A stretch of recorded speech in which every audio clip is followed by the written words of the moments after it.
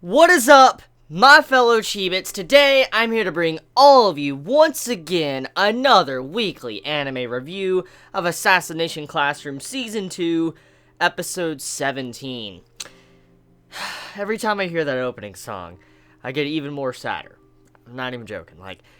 I listened to it last week, and then I listened to it this week and saw it again after thinking about the flashbacks that we got in these last two episodes. It carries a whole lot more weight if you look at the symbolism in the opening. And the first opening of Assassination Classroom had it too. But this new opening, the more I listen to it, the more I see the dialogue that's being sung in the song. It's very touching, and it suits the final part of Assassination Classroom. So anyways, this episode of Assassination Classroom confronts the topic of what many of us might be thinking since last week's episode.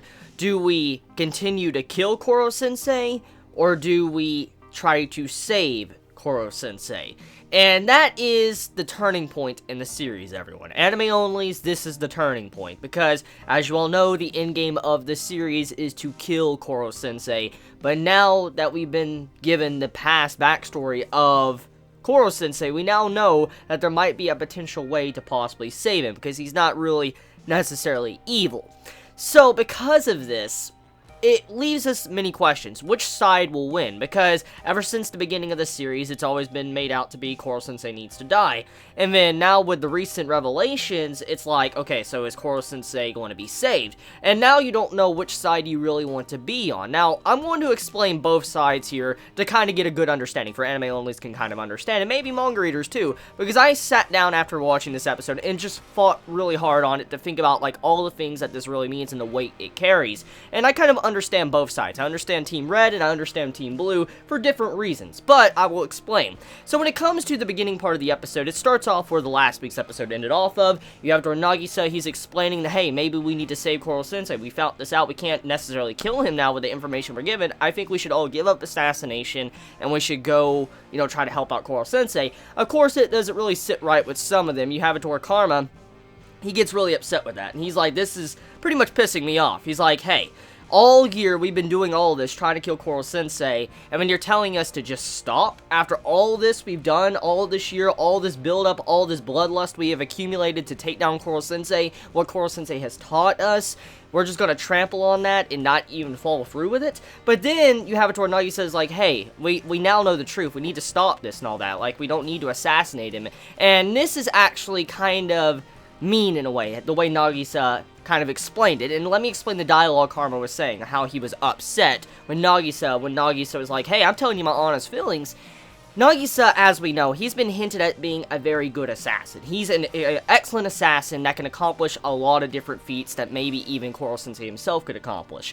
And you see it to how he's very skilled, he's talented, and if there's one thing Nagisa has over everybody in the class, is that he is a assassin. Karma may have his brains, his quick wits, he has great, grades in school, but when it comes to assassination, we know one thing, and that is that Nagisa is probably the best there when it comes to assassination in general. And when the person that is the best in assassination walks up to the entire class and is like, hey, we need to stop, we can't do this, it kind of just shits on all their thoughts of what they've been thinking throughout the entire year. It's kind of insulting, it really is, when the person that's the best assassin doesn't even realize that they're the best assassin, but also they're shitting on everybody's thoughts and kind of looking down on them, even though they don't realize it, they're kind of looking down on them. So that's why Karma reacted like he did. Now, on another way to look at it, let's look at, Nagisa's perspective. So, Team Blue wants to save Koro-sensei, and this seems to be the logical route to take, because if you were to choose Team Red, it makes you look like you're an evil son of a bitch. That's exactly what it looks like, because it looks like you don't really care about Koro-sensei,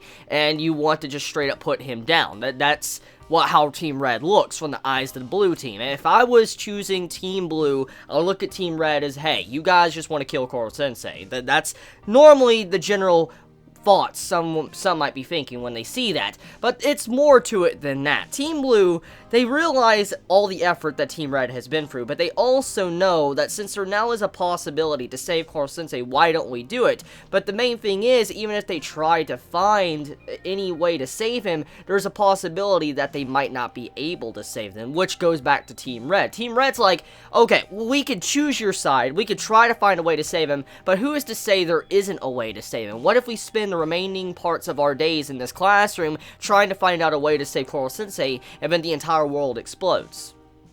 You get the point. So, the main thing here is, why do we want to waste time, which we might not get information on? We're only students, technically, at this time. Even though Coral Sensei is smart, it's still the point. Since we're students and, you know, we only have a couple months left, I mean, we don't have the time to waste on spending it on trying to find a way to save him. We need to actually start acting now to put him down, like he wanted since the very beginning. So, it's kind of like the Red Team is honoring the wishes of Coral Sensei that he set out to do, and then Team Blue, they're honoring Coral Sensei's wishes, but they're also looking at him at a different angle. They're trying to respect his wishes, but also try to save him in a way because of how good he is for the entire class. So there's different ways to view it, but overall, I understand both sides. I personally, if I had to choose a side, I'm on Team Blue. I'm on Team Blue, I gotta admit. Even though, I gotta say, in terms of writing, I'm not a big fan of mangaka changing their endgame. I still would choose Team Blue if I was actually there in person. I just gotta say, if I was there in person, and if I had to make a choice, Team Blue. I would go Team Blue. I would. And I will say, though, talking about this as, let's say, a manga now, not looking as if it was real life or anything, if, as a manga standpoint, one thing I don't like about series, big series, like that have a long-running series that has, like, an endgame since the very beginning, I do not like them changing their endgame. That's one thing I've never been a big fan of. I gotta admit that. I've never been a big fan of writers of series just changing that endgame. They kind of established since, like, Chapter 1, and that's kind of been established since Chapter 1 of Assassination Classroom.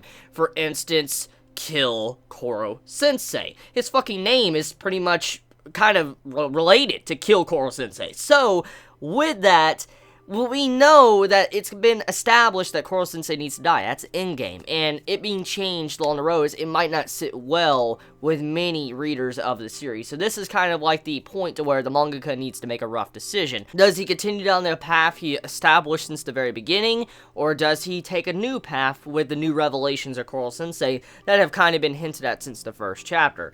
It's really a turning point for the series. So overall, this episode was a really good episode to kind of dive into the inner psyche of the different sides of the class, but also some really good action scenes for Assassination Classroom, because Assassination Classroom, at the end of the day, is not an action series. It isn't. You say what you want, it's not an action shonen. It's kind of similar to Gintama in a way. Now, Gintama has its action too, but Assassination Classroom is more of a coming-of-age story, or a series that kind of gives you life lessons, and that's exactly what this is. It's not mainly about action. Still, seeing the action this episode, it was well done. I give the production team props on what they did with this episode. It was way better than the manga, but of course it should be, since they animated action scenes. If it was worse than the manga, that would be kind of shit. That really would. So, I'm glad the episode was good. So, let me know your thoughts in the comments below. You all have a wonderful day, or nights, wherever you live. Please be safe. Chibi out.